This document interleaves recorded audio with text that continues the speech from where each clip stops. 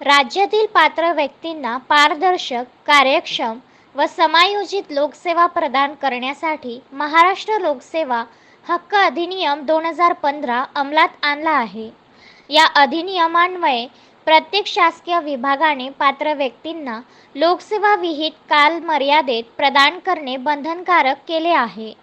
त्यानुसार नागरिकांना शासकीय विभागाच्या अधिसूचित सेवा विहित वेळेत मिळण्यासाठी या कायद्याची प्रभावी अंमलबजावणी करावी अशा सूचना विभागीय आयुक्त डॉक्टर निधी पांडेय यांनी जिल्हा प्रशासनाला केल्या.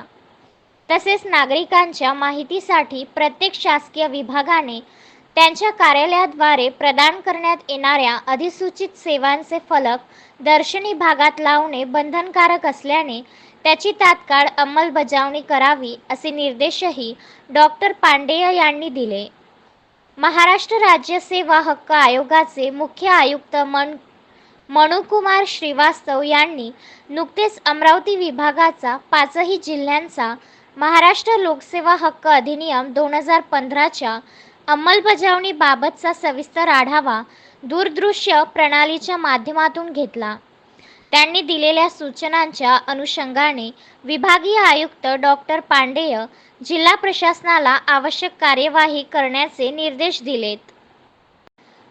सामान्य प्रशासन विभागाचे उपायुक्त संजय पवार प्रत्यक्षरित्या तर 5ही जिल्ह्याचे जिल्हाधिकारी दूरदृश्य प्रणालीच्या माध्यमातून बैठकीला उपस्थित होते. Vidarbha news bureau, Amravati.